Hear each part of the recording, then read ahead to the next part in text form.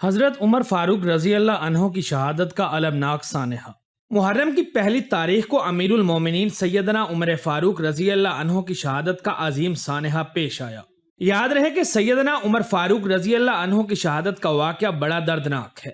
اسلام کے گلشن کو جن شہدائے اسلام نے اپنا قیمتی خون دے کر سدا بہار کیا، ان میں شہید منبر و محراب سیدنا فاروق اعظم کا اسم گرامی سر فہرست ہے۔ حضرت سیدنا عمر فاروق رضی اللہ عنہ نے 23 ہجری 21 ذوالحجہ کو اپنی زندگی کا آخری خطبہ جمعہ ارشاد فرمایا۔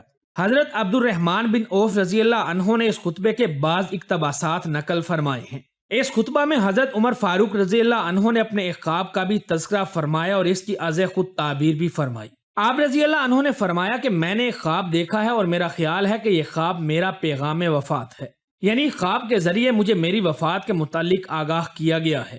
جناب عمر فاروق رضی اللہ عنہ نے فرمایا کہ میں نے دیکھا کہ ایک مرغ نے مجھے 2 دفعہ چونچ ماری ہے اور مجھے یاد پڑتا ہے کہ وہ سرخ رنگ کا مرغا تھا۔ میں نے اسما بنت امیس رضی اللہ عنہ کے سامنے اسے بیان کیا تو وہ کہنے لگی تمہیں اجمی آدمی قتل کرے گا، اور فرمایا پوری قوم مجھے اپنے بعد خلیفہ کے تعین کا مشورہ دیتی ہے۔ بلا شبہ اللہ تعالیٰ اپنے دین اور منصب خلافت کو ضائع نہیں فرمائے گا اور نہ ہی اس شریعت کو کوئی نقصان پہنچنے دے گا جسے اللہ کے رسول صلی اللہ علیہ وآلہ وسلم لے کر تشریف لائے۔ آپ رضی اللہ عنہ نے فرمایا کہ اگر میرا وقت اجل آن پہنچا ہے تو خلافت کا معاملہ ان 6 آدمیوں حضرت عثمان ذو النورین، حضرت علی المرتضی، حضرت عبد الرحمن بن عوف، حضرت سعد بن ابی وقاص، حضرت زبیر بن عوام، حضرت طلحہ بن عبید اللہ رضی اللہ عنہ کے سپرد ہوگا، جن سے نبی کریم صلی اللہ علیہ وآلہ وسلم بوقت وفات راضی تھے۔ حضرت سیدنا عمر فاروق رضی اللہ عنہ کی شہادت۔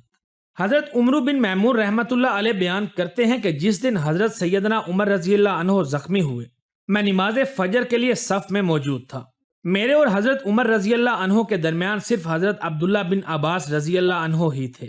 حضرت عمر فاروق رضی اللہ عنہ کی عادت تھی کہ جب صفوں کے درمیان سے گزرتے تو فرماتے برابر ہو جاؤ۔ جب وہ دیکھتے کہ صفوں میں خلا نہیں رہا تو آگے بڑھتے اور تکبیر تحریمہ کہتے۔ آپ رضی اللہ عنہ پہلی رکعت میں سورت یوسف یا سورت نحل یا اتنی ہی طویل کوئی اور سورت پڑھتے تھے تاکہ تمام لوگ جماعت میں شامل ہو جائیں۔ اس دن ابھی آپ نے تقریب تحریمہ ہی کہی تھی کہ میں نے آپ رضی اللہ عنہ کی آواز سنی۔ حضرت عمرو بن میمون رضی اللہ عنہ فرماتے ہیں کہ حضرت عمر رضی اللہ عنہ سورہ احزاب کی یہ والی آیت مبارکہ پڑھ رہے تھے۔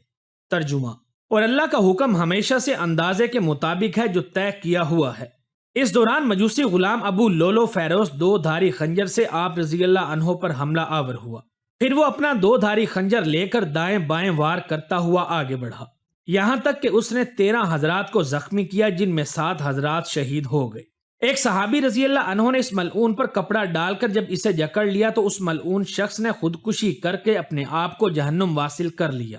دوسری طرف حضرت عمر رضی اللہ عنہ نے حضرت عبد الرحمن بن عوف رضی اللہ عنہ کا ہاتھ پکڑا اور ان کو امامت کے لیے مصلی پر کھڑا کر دیا۔ حضرت عبد الرحمن بن عوف رضی اللہ عنہ نے مختصر سی نماز پڑھائی۔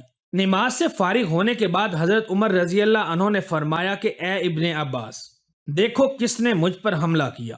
حضرت عبداللہ بن عباس رضی اللہ عنہ نے عرض کیا حضرت مغیرہ بن شیبہ کے غلام نے آپ پر حملہ کیا۔ حضرت عمر رضی اللہ عنہ نے پوچھا کہ جو لوہار ہے؟ حضرت ابن عباس رضی اللہ عنہ نے عرض کی جی ہاں۔ حضرت عمر رضی اللہ عنہ نے فرمایا اللہ اسے برباد کرے، میں نے تو اس کے لیے بھلائی کا حکم دیا۔ اللہ تعالیٰ کا شکر ہے کہ اس نے میری موت کسی ایسے آدمی کے ہاتھوں مقدر نہیں کی جو اسلام کا مدعی ہو۔ صحابہ فرماتے ہیں کہ زخمی حالت میں حضرت عمر فاروق رضی اللہ عنہ کو ان کے گھر منتقل کیا گیا۔ ہم بھی آپ رضی اللہ عنہ کے ساتھ ساتھ آئے۔ یہ اتنا المناک دن تھا، ایسا محسوس ہوتا تھا کہ جیسے لوگوں پر اس سے پہلے کبھی اتنی بڑی مصیبت آئی ہی نہیں۔ پھر نبیذ لائی گئی، سیدنا عمر فاروق رضی اللہ عنہ نے وہ نبیذ پی لی، لیکن ساری نبیذ پیٹ کے زخموں سے باہر نکل آئی۔ پھر دودھ لایا گیا، وہ بھی آپ نے پی لیا، لیکن وہ بھی پیٹ کے زخموں کے راستے باہر نکل گیا۔ یہ دیکھ کر لوگوں کو یقین ہو گیا کہ امیر المومنین کی شہادت یقینی ہے۔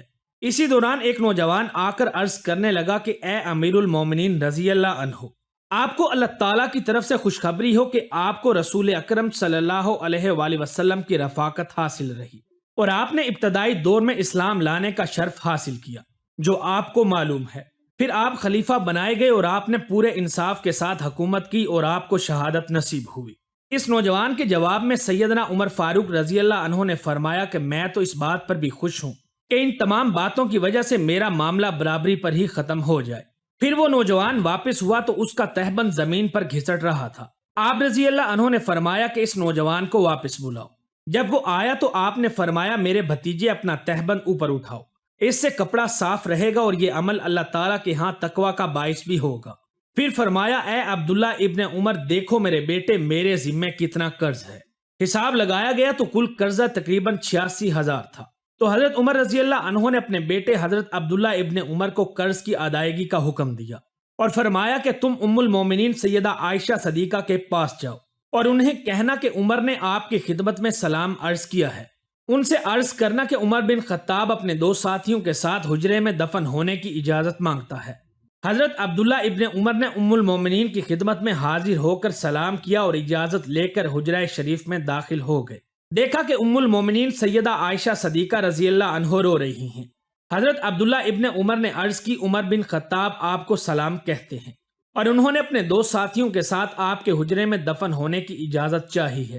ام المومنین سیدہ عائشہ صدیقہ نے فرمایا میں نے یہ جگہ اپنے لیے خاص کر رکھی تھی، مگر آج میں انہیں اپنے اوپر ترجیح دیتی ہوں۔ حضرت عبداللہ ابن عمر نے واپس آ کر امیر المومنین حضرت عمر فاروق رضی اللہ عنہ سے عرض کیا کہ ام المومنین سیدہ عائشہ صدیقہ نے اجازت دے دی ہے۔ حضرت عمر فاروق رضی اللہ عنہ نے فرمایا کہ اللہ کا شکر ہے، میرے لیے سب سے اہم معاملہ یہی تھا۔ دیکھو جب میں دنیا سے رخصت ہو جاؤں تو مجھے اٹھا کر لے جانا اور ایک بار پھر ان سے ان کے حجرہ شریف میں مجھے دفن کرنے کی درخواست کرنا۔ اگر اجازت مل جائے تو حجرہ اقدس میں دفن کر دینا اور اگر اجازت نہ دیں تو مجھے مسلمانوں کے قبرستان میں دفن کر دینا۔ بخاری میں روایت ہے کہ امیر المومنین حضرت عمر فاروق رضی اللہ عنہ کی رحلت کے بعد ام المومنین سیدہ عائشہ سے دوسری بار اجازت لی گئی اور آپ کی اجازت کے بعد ان کو حجرہ اقدس میں دفن کیا گیا۔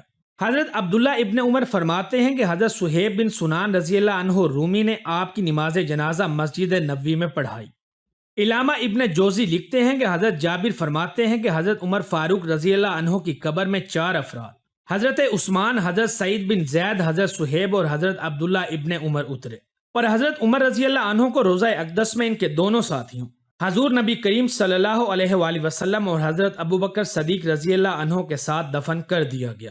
معزز خواتین و حضرات، آپ رضی اللہ عنہ کی شہادت کے حوالے سے تاریخ میں اختلاف پایا جاتا ہے، البتہ مشہور تاریخی روایات سے یہی بات ثابت ہے کہ 23 ہجری 26 یا 27 ذو الحجہ کو نماز فجر میں آپ رضی اللہ عنہ پر حملہ ہوا اور 3 دن کے بعد یعنی 1 محرم الحرام کو آپ رضی اللہ تعالی عنہ نے جام شہادت نوش فرمایا۔